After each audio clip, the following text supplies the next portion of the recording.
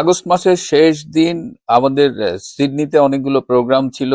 এই জাতীয় শোক দিবসের আলোচনা সভা, সেগুলোতে অ্যাটেন্ড করতে হয়েছে। যাওয়ার পথেই যখন হাইওয়েতে গাড়ি চালাচ্ছিলাম তখন থেকেই টুকটাক ফোন আসছিল, এবং শুনলাম যে বাংলাদেশে সেনা প্রধানের সাথে প্রধান বিচারপতির মিটিং হয়েছে, আরেকজন উচ্চ পদস্থ লেফটেন্যান্ট জেনারেলের সাথে প্রধান উপদেষ্টা ডক্টর মোহাম্মদ ইউনূসের মিটিং হয়েছে, এবং তারপরে এনসিপি, বিএনপি এবং জামাতের সাথে ডক্টর ইউনূসের মিটিং হয়েছে। এই খবরগুলো পাচ্ছিলাম, কিন্তু প্রোগ্রামে বিজি থাকায় আমি আসলে আর খোঁজ নিতে পারিনি। পরে যখন ফিরে এসেছি গভীর রাত, খুব টায়ার্ড ছিলাম, তারপরেও কিছু ইউটিউবের কিছু আলোচনা শুনলাম, সবাই এই খবরটা দিয়েছে, কিন্তু কি আলোচনা হয়েছে এই কন্টেন্টটা কিন্তু আমি কারো কাছে পাইনি। এই ভিডিও যখন রেকর্ড করছি তখন পর্যন্ত পাইনি। তো সকালে ঘুম থেকে উঠে আমার প্রথম কাজ ছিল যে কালকে এই আলোচনাগুলো কি হয়েছে। আমি একটা আউটলাইন পেয়েছি, আমি আশা করি আরো বিস্তারিত হয়তো পাবো। আমার মনে হচ্ছে যে এই অবস্থায় আপনাদের সাথে একটু শেয়ার করি। তো সেনা প্রধান যে প্রধান বিচারপতির সাথে মিটিং করলেন, তার আগে আমি একটু পেছনে যাব। এই যে সেনা প্রধান জেনারেল ওয়াকার খান খুব রিসেন্টলি যে চায়না ঘুরে আসলেন, এই চায়নায় তিনি কেন গিয়েছিলেন এটি নিয়ে আমরা কথা বলেছি, কিন্তু কালকে আরো স্পষ্টভাবে জানতে পারলাম যে কানাডায়, সরি, চায়নায় আসলে তাকে ডেকে নিয়ে যাওয়া হয়েছিল।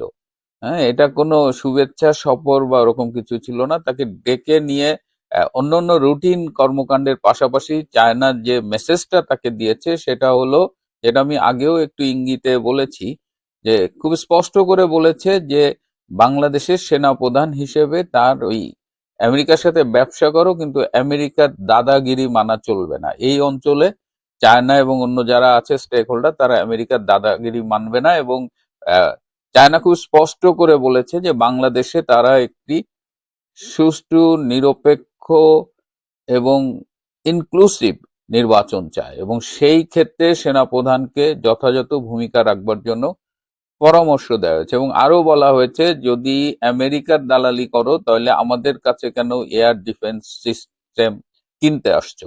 আপনারা জানেন যে ওয়াকার যে যে কারণে গেছে তার মধ্যে একটা ছিল যে আকাশ প্রতিরক্ষা ব্যবস্থা। চায়নার একটা আকাশ প্রতিরক্ষা ব্যবস্থা আছে যেটার দাম কম, সেটার আবার কার্যকারিতাও কম। যেমন ইন্ডিয়া যখন পাকিস্তান অ্যাটাক করে গত মে মাসে, তখন কিন্তু এই চাইনিজ এয়ার ডিফেন্স সিস্টেম দিয়ে ইন্ডিয়ান আক্রমণ পাকিস্তান ঠেকাতে পারেনি। সুতরাং তারপরেও যেহেতু বাজেট, আমাদের বেশি টাকা নাই, কম টাকায় চাইনিজ এয়ার ডিফেন্স সিস্টেম পাওয়া যায়, তো আমাদের ওয়াকার গিয়েছিল। তো চায়না বলেছে যে যদি আমাদের কাছ থেকে কেনো এবং আমাদের সাথে যদি সম্পর্ক চাও তাহলে আমাদের পরামর্শ মেনে চলতে হবে, আর যদি আমেরিকার কথা মতো চলে তাহলে যাও আমেরিকায় যেয়ে এয়ার ডিফেন্স সিস্টেম কেনো।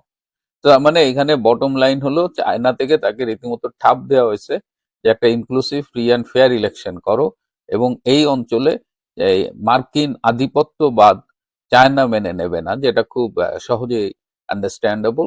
তো সেই প্রেক্ষাপট থেকে জেনারেল ওয়াকার প্রধান বিচারপতির সাথে গতকাল দেখা করেছেন। এবং আপনারা জানেন যে গত 2-3 দিন ধরে দেশে কিন্তু একটা অস্থিরতা চলছে। এই যে বিকাশ নুরু যেভাবে মাইর খাইলো, এখন তো শোনা যাচ্ছে যে এই জুলাই আগস্টে একটা ডেড বডি ফালানোর কথা ছিল, এবং অনেকে ভয় পাচ্ছিল যে হাসনাত আবদুল্লাহকে বোধহয় ফালায় দেওয়া হবে, কিন্তু এই টার্গেটটা ছিল নুরু। নুরুকে যেভাবে পেটানো হয়েছে সেইভাবে যদি আমাদের বয়সী একটা মানুষকে পেটাইতো তাহলে ওই স্পট ডেড হয়ে যেত। নুরু বয়স কম বলে বেঁচে গেছে, তবুও তার মাথার মধ্যে হ্যামারেজ হয়েছে। তো নুরুকে হত্যার মধ্য দিয়ে বাংলাদেশের আহ, পরিস্থিতিটা অস্থির করার একটা প্ল্যান ছিল। এবং এটা কিন্তু অনেক আগেই ফেসবুকে শুনেছি। এই যে মাইলস্টোন স্কুল অ্যান্ড কলেজের যে যখন সেখানে বিমান বিধ্বস্ত হলো, সেটাও যেমন আগে ফেসবুকে এসেছিল, তারপরে বলা হয়েছিল জুলাই আগস্ট মাসের দিকে হত্যা হবে। এখন আরো বলা হচ্ছে যে সিরিজ বোমা হামলাও হতে পারে। তো এই এই ফোরকাস্ট গুলো ছিল সেই জায়গা থেকে। এই নুরুর ঘটনাটা একদম মানে এটা একটা পূর্ব পরিকল্পিত, এই নুনুস কেন্দ্রিক, ডক্টর ইউনুস কেন্দ্রিক যে ষড়যন্ত্র, সেই ষড়যন্ত্রেরই একটা অংশ ছিল যে নুরুকে ফেলে দাও। তো এই অবস্থায় প্রধান বিচারপতির কাছে আমাদের সেনা প্রধান গিয়েছে। বেসিক্যালি তিনি বর্তমান এই বাংলাদেশের অস্থির অবস্থায় সাংবিধানিক কি কি অপশন আছে সেটি নিয়ে আলোচনা করতে, এবং টু বি মোর স্পেসিফিক, আমাদের সেনা প্রধান প্রধান বিচারপতির কাছে জানতে চেয়েছেন যে সংবিধানে সামরিক শাসনের কি কি প্রভিশন আছে এবং তার বিভিন্ন আইনগত দিক নিয়ে তিনি আলোচনা করেছেন। মাননীয় প্রধান বিচারপতি তাকে খুব স্পষ্ট জানিয়ে দিয়েছেন যে সংবিধানে সামরিক শাসনের কোনো প্রভিশন নেই, কিন্তু নজির আছে। বাংলাদেশের অতীত ঘাটলে দেখা যায় যে জিয়াউর রহমান এবং এরশাদ এই দুজনই সামরিক শাসন জারি করেছিল এবং সামরিক শাসন জারি করার সাথে সাথে সংবিধান স্থগিত হয়ে যায় এবং পরবর্তীতে তারা আবার গ্র্যাজুয়ালি স্বাভাবিকতায় ফিরে আসে তাদের মতো করে। সেই 1979 সালের নির্বাচন বা 1986 সালের নির্বাচন, তো সেই জায়গা থেকে তিনি বলেছেন যে এটা আসলে একটা খুব পিকুলিয়ার ব্যবস্থা।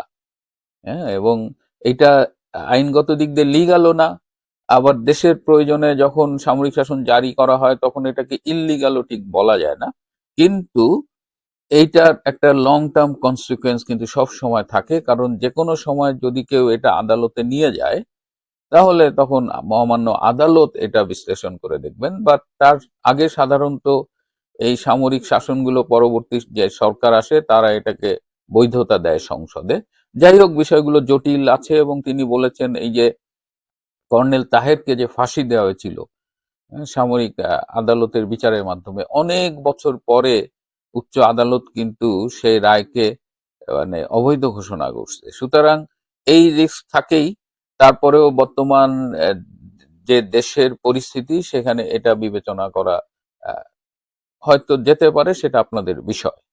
এবং এইখানে এই এরপরে মাননীয় প্রধান বিচারপতির একটা সূত্র আমাকে জানিয়েছে যে তিনিও এই সামগ্রিক অবস্থায় কিন্তু খুব একটা সন্তুষ্ট নয়। তিনি বলছেন যে আমার ক্যারিয়ারের শেষ পর্যায়ে এসে আমি কোন ঝামেলায় পড়লাম, কারণ তিনি একটু তার লাইফস্টাইলটা ডিফারেন্ট। তো তখন তাকে জিজ্ঞেস করা হয়েছিল আপনি কেন এইরকম একটা ক্রাইসিস মোমেন্টে প্রধান বিচারপতির দায়িত্ব নিতে গেলেন। তখন তিনি বলেছেন যে হি হ্যাড নো অপশন। যে অবস্থায় তৈরি হয়েছিল, যেভাবে ছাত্ররা মব সৃষ্টি করছিল এবং তার সামনে এটাই গ্রহণ করাটাই অপশন ছিল, হোয়াট এভার। যাই হোক, এই জেনারেল ওয়াকারের সাথে বেসিক্যালি একটা সামরিক শাসন জারির সম্ভাব্য আইনগত ব্যাখ্যা ভিত্তি এগুলো নিয়ে আলোচনা হয়েছে। এর পাশাপাশি আরেকজন লেফটেন্যান্ট জেনারেল তিনি যমুনায় তিনি এই ডক্টর ইনুসের সাথে গুলশানেই বোধহয় আরেকটা বাড়িতে মিটিং করেছেন এবং সেখানে আহ, এই এই আর্মি অফিসার কিন্তু ডক্টর ইনুসকে খুব স্পষ্ট করে বলে দিয়েছে যে স্যার, আপনাদের দায়িত্ব ছিল একটা ফ্রি ফেয়ার ইলেকশন করা, কিন্তু আপনারা সেই দিকে না যেয়ে আপনারা যে কাজগুলো করছেন এবং বাংলাদেশ বর্তমানে যে অবস্থায় আছে আইন শৃঙ্খলা পরিস্থিতি সহ সবকিছু মিলিয়ে সবকিছুই অগ্রহণযোগ্য। এবং আপনারা যা শুরু করেছেন, এই যে আজ ইচ্ছে হলে মনে হচ্ছে ও ইলেকশন করবে, কাল মনে হচ্ছে ও ইলেকশন করবে না, এই যে আপনাদের এই যখন যেটা ইচ্ছা করছেন, এটা এটা মেনে নেওয়া যাচ্ছে না। আরেকটা বিষয় হলো এই যে প্রধান বিচারপতির কাছে আমাদের সেনা প্রধান জিজ্ঞেস করেছিলেন এই যে জাতীয় পার্টি নিষিদ্ধ হবার যে বিষয়টা নিয়ে আলোচনা হচ্ছে সেইটার ব্যাপারে আইনগত ব্যাখ্যা কি। সেখানে প্রধান বিচারপতি বলেছেন যে এভাবে নির্বাহী আদেশ দিয়ে প্রশাসনিক আদেশের মাধ্যমে একটি দলকে নিষিদ্ধ করাটা আইন সিদ্ধ না। এটা কোর্টে চ্যালেঞ্জ হলে এটা বাতিল হয়ে যাবে। এবং এই যে আওয়ামী লীগকে নিষিদ্ধ করা হয়েছে, আওয়ামী লীগের লোক নেতাদের অপরাধ থাকতে পারে, বিচার হইতে পারে, কিন্তু দল হিসেবে আওয়ামী লীগকে এভাবে নিষিদ্ধ করা যায় না, জাতীয় পার্টিকেও যায় না। তিনি আরো বলেন যে বিগত সরকারের শেষ সময় যে জামাতকে নির্বাহী আদেশে নিষিদ্ধ করেছিল সেটাও আইন আইন সমর্থন করে না। তো এই অবস্থায় সেনাবাহিনী খুব স্পষ্ট দেখা যাচ্ছে যে তারা একটা অবস্থান নিতে যাচ্ছে। এদিকে যারা সামাজিক যোগাযোগ মাধ্যমে ইনুসের পক্ষে কথা বলেন বা এবি পার্টির পক্ষে, জামাতের পক্ষে কথা বলেন, তাদের কথাবার্তাও দেখবেন এক ধরনের অস্থিরতা দেখা যাচ্ছে। তারাও খুব ভয় পেয়ে গেছে, ভয় পেয়ে তারা ক্যান্টনমেন্টে আক্রমণ করছে, সেনাবাহিনী সম্পর্কে অশোভন মন্তব্য করছে। কিন্তু এখন যে প্রশ্নটা হলো যে দেশে কি তাহলে সামরিক শাসন আসবে, দেশে কি তাহলে জরুরি আইন আসবে? জরুরি আইন রাষ্ট্রপতির আন্ডারে ঘোষিত হয়ে সেটাও কিন্তু একটা অপশন, এবং তখন একটা নতুন তত্ত্বাবধায়ক সরকার, যেটা হাইকোর্টে 21 অক্টোবর রিভিউ পিটিশনে মতামতটা দিবে, তারা যদি সেরকম একটা রায় দেয় এবং তত্ত্বাবধায়ক সরকার আসে জরুরি আইনের অধীনে, সেটাও একটা ওয়ে আউট। কিন্তু এইগুলো কোনো কিছুই নিশ্চিত করে বলা যাচ্ছে না, কারণ the man important here is General Walker. General ওয়াকারকে কোনো অবস্থাতেই বিশ্বাস করা যায় না, এবং কোনো ঘটনা না ঘটার আগ পর্যন্ত বলা যাবে না যে ঘটনাটা ঘটতে পারে। কারণ এরকম আহ, দ্বিধাদ্বন্দ্বে ভোগা, এরকম ভীতু, এরকম আত্মসম্মান বোধহীন একজন মানুষ বাংলাদেশের সেনা প্রধান আছেন, সেটা ভাবতেই আমরা খুব আসলে বিস্মিত হই। এবং এইরকম একটা মানুষ যতদিন সেনা প্রধান আছে ততদিন আগাম কোনো পূর্বাভাস দেওয়া যাবে না। তবে তিনি আন্তর্জাতিকভাবে ভীষণ চাপের মধ্যে আছেন। এই চাপটা আহ, একদিকে যেমন চায়নার থেকে আছে, প্রতিবেশী রাষ্ট্র থেকেও আছে, রাশিয়ার থেকেও এরকম একটা চাপ থাকার কথা। সুতরাং এখন এই গ্লোবাল কনটেক্সটে তিনি এই বাস্তব, এবং সেনাবাহিনীর ভেতরেও কিন্তু এক ধরনের অস্থিরতা আছে। সেনাবাহিনীও কিন্তু এই মুহূর্তে এগুলো মেনে নিতে চায় না। তারাও চায় যে ওয়াকার স্যার একটা স্টেপ নিক। দেখা যাক আমাদের ওয়াকার স্যার এবং তার বাহিনী কি করে। যাই হোক, বাংলাদেশের অবস্থা ভালো নেই। এই অবস্থায় একটা দেশ চলতে পারে না। এবং এই যে ভালো নেই, এটা বিশ্ববিদ্যালয়ের সেই সব শিক্ষকরাও বলছে যারা লাল বিপ্লবের পক্ষে ছিলেন। এনসিপির একজন নেতা দেখলাম, ডাক্তার মিতু, তিনি যে কমেন্ট দিয়েছেন এবং ডক্টর ইউনূসকে যেভাবে নপুংসক বলেছেন তা খুবই